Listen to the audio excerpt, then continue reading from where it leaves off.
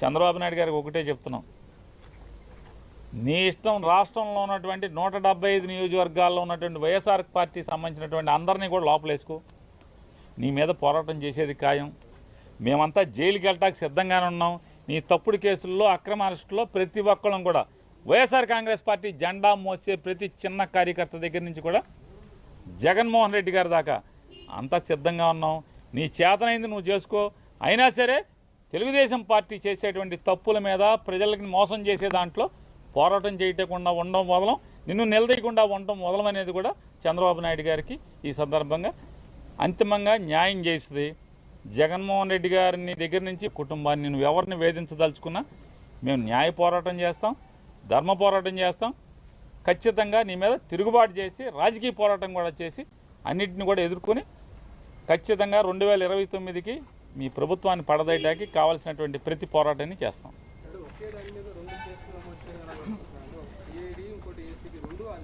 ఏమండి పద్ధతులు లేకుండా వినాయక్ గారు, పద్ధతులు ఉంటే అనుకోవచ్చు, ఇదేదో అడ్డగోలు కేసులు తప్పుడు కేసులు ఏదో రకంగా మానసికంగా వేధించాలి, తప్పుడు కేసులు పెట్టాలి, లోపలేద్దామనే నిర్ణయానికి వచ్చాక ఇక అసలు ఒక డిపార్ట్మెంట్ కట్టిందా 2 ఇది కాకపోతే రేపు ఇంకో డిపార్ట్మెంట్తో ఇదే కేసు ఇంకోటితో కూడా కట్టిస్తారు, ఇంకో చోట కూడా కట్టిస్తారు.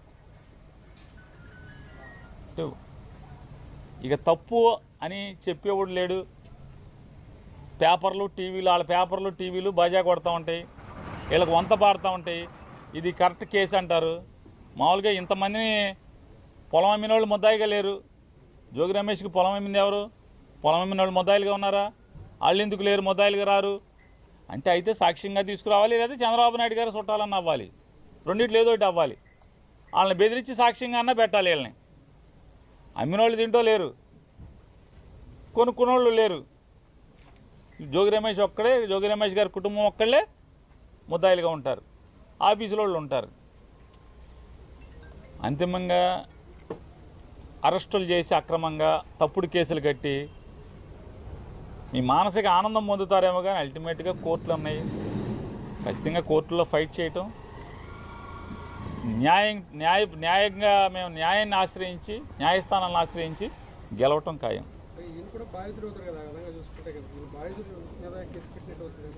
అదే అన్నా, నీకు ఉచ్చం నీచం వాయు వరుసలు ఏం లేవు. ఇక వరుస లిస్టు రాసుకున్నారు. రెడ్ బుక్ రాజ్యాంగం, రెడ్ బుక్లో ఎవడెవడున్నాడో ఆయన్ని మానసికంగా వేధించాలి, కేసులు కట్టి లోపేయాలి, సునకానందం పొందాలి. దీనికి వస్తుంది తప్ప ఏముంది? బాధితులు అవుతాడు. మీరు చెప్పినట్టు జోగి రమేష్ కుటుంబం బాధిత కుటుంబం అవ్వాలి, కానీ వీళ్ళనే నేరాంగం చేసినట్టుగా ముద్దాయిలు చేశారు. సిఐడిలో కేసు కట్టారు, ఇక్కడ కేసు కట్టారు. 2 కేసులు, ఒకే సంఘటనకు 2 కేసులు కట్టారు. ఏం చేసినా సరే మీ మానసిక ఆనందం తాత్కాలికం, వెనక్కి తగ్గేది లేదు. తెలుగుదేశం పార్టీ మీద, కూటమి ప్రభుత్వం మీద, జనాలను చేసే మోసాల మీద, వాళ్ళ కూటమి ప్రభుత్వం ప్రజల్ని వంచే దాంట్లో కానీ ప్రజా వ్యతిరేక పరిపాలన చేసే దాంట్లో నిలదీయటం, పోరాటం చేయటం. జోగి రమేష్ ఆగడు, జోగి రమేష్ గారు కొడుకు ఆగడు, ఎవరు ఆగరు.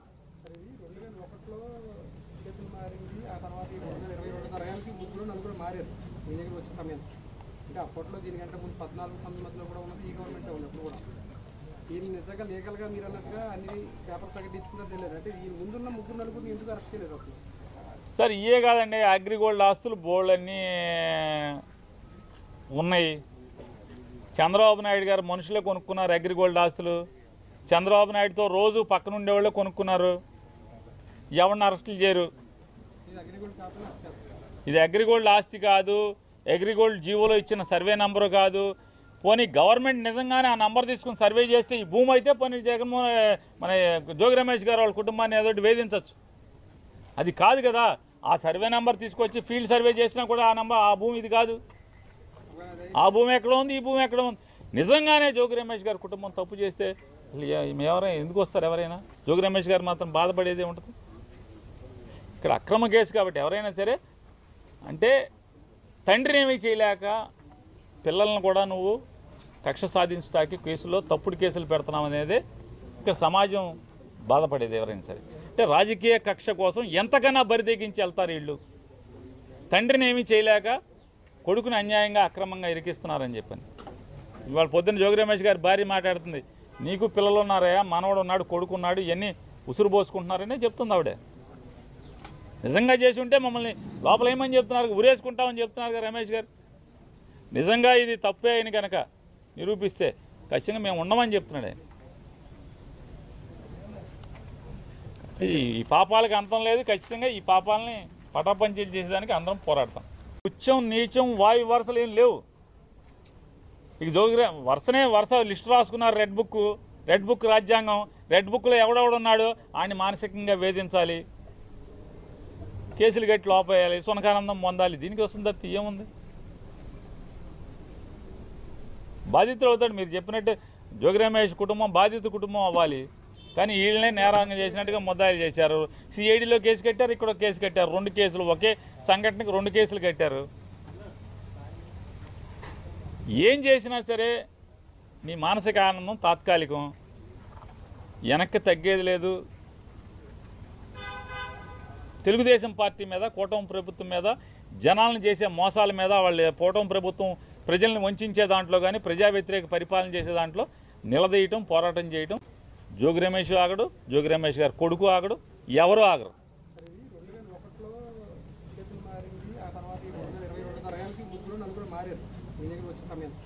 అంటే అప్పట్లో దీనికంటే ముందు 14-19 మధ్యలో కూడా ఉన్నది ఈ గవర్నమెంటే ఉంది. అప్పుడు కూడా దీన్ని నిజంగా లీగల్గా మీరు అన్నట్టుగా అన్ని పేపర్ ప్రకటించుకున్నది తెలియదు. అంటే ఈ ముందున్న 3-4 ఎందుకు అరెస్ట్ చేయలేదు అసలు? సార్ ఇవే కాదండి, అగ్రిగోల్డ్ ఆస్తులు బోల్డన్నీ ఉన్నాయి. చంద్రబాబు నాయుడు గారు మనుషులే కొనుక్కున్నారు అగ్రిగోల్డ్ ఆస్తులు. చంద్రబాబు నాయుడుతో రోజు పక్కన ఉండేవాళ్ళే కొనుక్కున్నారు. ఎవరిని అరెస్టులు చేయరు. ఇది అగ్రిగోల్డ్ ఆస్తి కాదు, అగ్రిగోల్డ్ జీవోలో ఇచ్చిన సర్వే నంబరు కాదు. పోనీ గవర్నమెంట్ నిజంగానే ఆ నంబర్ తీసుకుని సర్వే చేస్తే ఈ భూమి అయితే పోనీ జగన్మోహన్ మన జోగి రమేష్ గారు వాళ్ళ కుటుంబాన్ని ఏదో వేధించవచ్చు. అది కాదు కదా. ఆ సర్వే నెంబర్ తీసుకొచ్చి ఫీల్డ్ సర్వే చేసినా కూడా ఆ భూమి ఇది కాదు. ఆ భూమి ఎక్కడ ఉంది, ఈ భూమి ఎక్కడ ఉంది. నిజంగానే జోగి రమేష్ గారి కుటుంబం తప్పు చేస్తే ఎవరైనా ఎందుకు వస్తారు? ఎవరైనా జోగి రమేష్ గారు మాత్రం బాధపడేదే ఉంటుంది. ఇక్కడ అక్రమ కేసు కాబట్టి ఎవరైనా సరే, అంటే తండ్రిని ఏమీ చేయలేక పిల్లలను కూడా నువ్వు కక్ష సాధించడానికి కేసులో తప్పుడు కేసులు పెడుతున్నావు అనేది ఇక్కడ సమాజం బాధపడేది ఎవరైనా సరే. అంటే రాజకీయ కక్ష కోసం ఎంతకన్నా బరిదెగించి వెళ్తారు వీళ్ళు. తండ్రిని ఏమీ చేయలేక కొడుకుని అన్యాయంగా అక్రమంగా ఇరికిస్తున్నారని చెప్పని.